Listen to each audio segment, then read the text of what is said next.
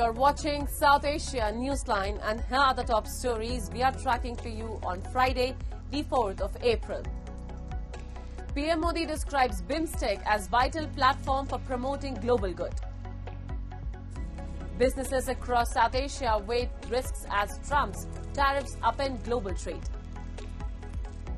And EU urged to suspend Pakistan's trade benefits over rights violations.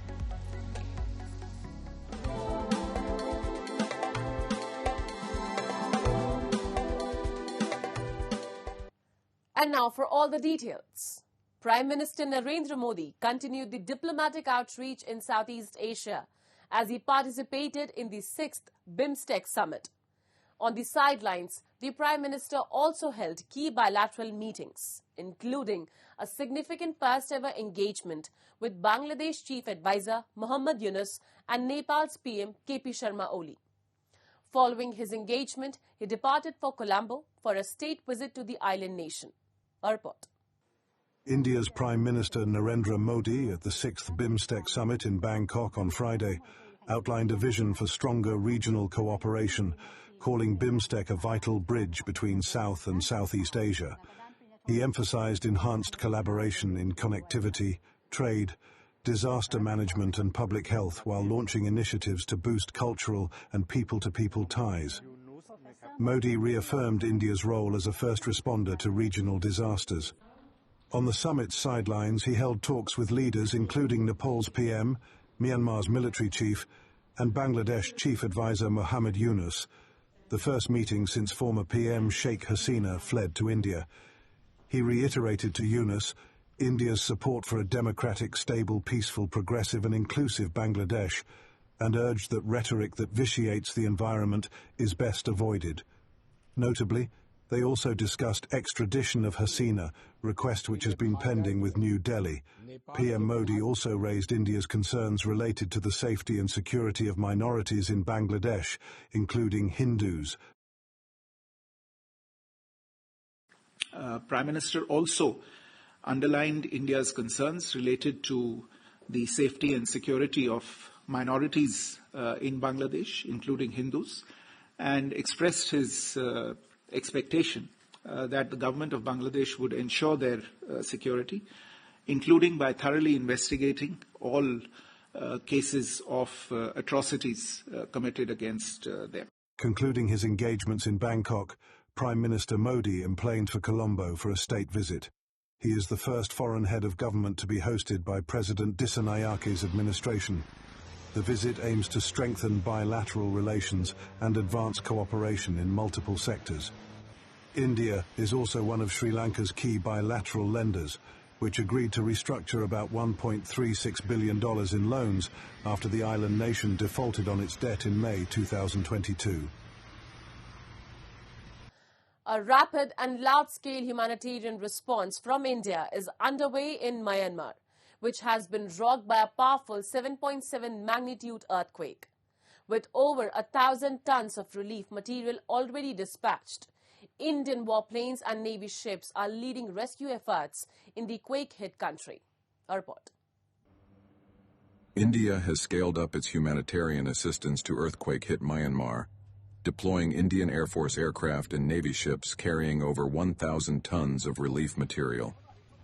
The rapid response comes in the wake of a devastating 7.7 magnitude earthquake that struck central and northern Myanmar, causing widespread destruction and overwhelming local infrastructure. Talking to ANI, India's ambassador to Myanmar, Abhay Thakur, emphasized the scale and speed of the Indian effort and said, "New Delhi has been the most substantive, the fastest, and the most significant responder to the earthquake in Myanmar." He added, India is also preparing to support Myanmar in the rehabilitation and reconstruction phase. He underlined that the response has reinforced India's image as Myanmar's closest and most trusted neighbor, citing the two nations' civilizational ties and strategic location in India's Neighborhood First and Act East policy frameworks. India has been at the forefront of the response to this massive earthquake that has struck Myanmar along its main fault line, including Mandalay, Naypyidaw, Bago, Sagaing, and northern Shan regions. India has been the most substantive, the fastest, and the most significant responder to the earthquake in Myanmar. It was within 48 hours of the earthquake of 7.7 magnitude that our teams were in Naypyidaw. And I must share here that the Indian aircraft were the first which landed in Naypyidaw.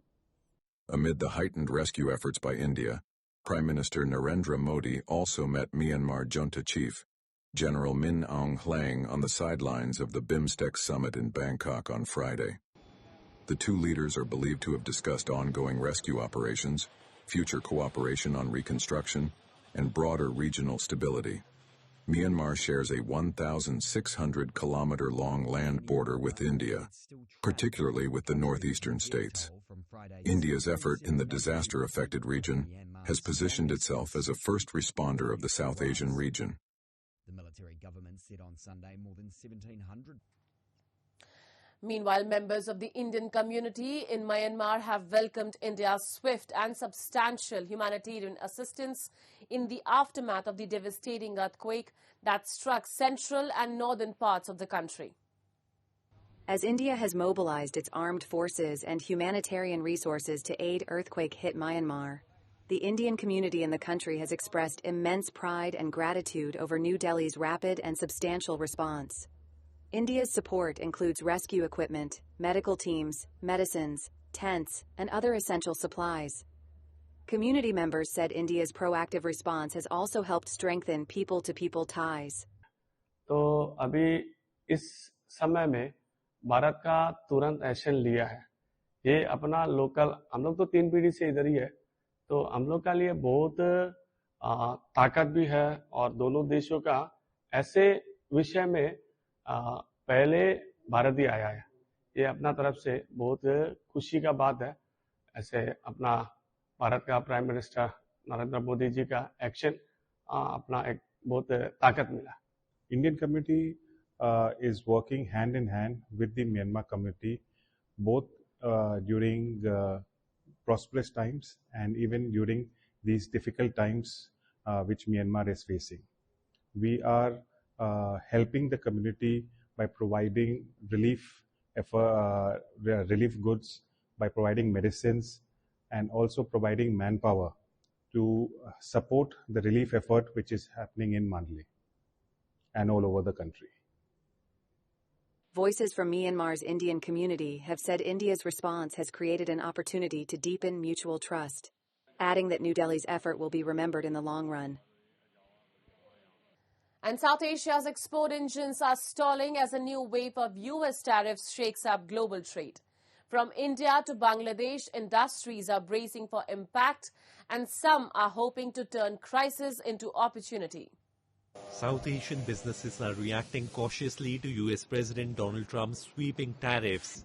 Analysts warn US consumer goods may get costlier by up to 40%. For Indian manufacturers, tariffs up to 26% raise fresh uncertainty. The levies have pushed US import taxes to a 100-year high, sparking fears of currency slides and sovereign credit hits. कम में तो sir अभी भी आप देख लो globally वैसे भी मंदी चल रही है, तो वैसे भी अभी उसका जो फिगर है मतलब वो कम ही है, और ये ऊपर से ये जले पे नमक जैसी बात है. वैसे भी एक टैरिफ बढ़ेगा तो आने वाले दिनों में अभी इनिशियली तो कोई ऐसा लगेगा नहीं कि बूस्ट मिलेगा. अभी इनिशियली तो ऐसा ही लग रहा है कि अभी डाउन ही होगा sir. Pakistan's exporters, especially in textiles, say the 29% tariff could hit hard amid an ongoing currency crunch and trade imbalance. Kenya, with only 10% duties, called it a competitive edge over Pakistan, Vietnam and Sri Lanka. Analysts warn the tariff wave may worsen emerging market debt. This tariff could lead to instability in economics, क्योंकि जो 29% उन्होंने हमारे पे tariff लगाया है उसकी वजह से हम जो भी गुड्स या माल जो भी अमेरिका को अब एक्सपोर्ट करेंगे वो अराउंड 29% हमें महंगा पड़ जाएगा, जो जिसकी वजह से काफ़ी हमारी इंस्टेबिलिटी आ सकती है पाकिस्तान में। लेकिन मैं ज़ाती तौर पर समझता हूँ कि अगर इंडिया के ऊपर और चाइना के ऊपर उन्होंने हमसे भी ज़्यादा टैरिफ लगाया है तो हो सकता है हमें यहाँ पे कोई चांस मिल जाए उसकी मार्केट को कैप्चर करने का। Meanwhile, Bangladesh and Sri Lanka face some of the steepest tariffs, 37% and 44% respectively.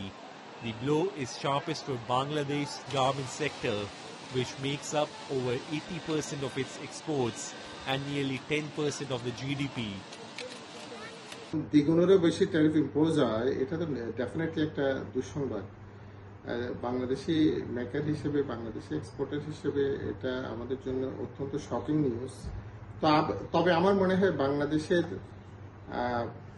আর্থসামাজিক প্রেক্ষাপট বিবেচনায় নিলে শুধু লেস প্রিভিলেজড বিশাল একটা জনগোষ্ঠী, বিশেষ করে মহিলারা, নারীরা কাজ করে এই সেক্টরে এবং প্রান্তিক জনগোষ্ঠীগুলো, তারা বড় ধরনের ক্ষতির সম্মুখীন হবে যদি আমেরিকান বায়াররা বাংলাদেশ থেকে মুখ ফিরিয়ে নেয়।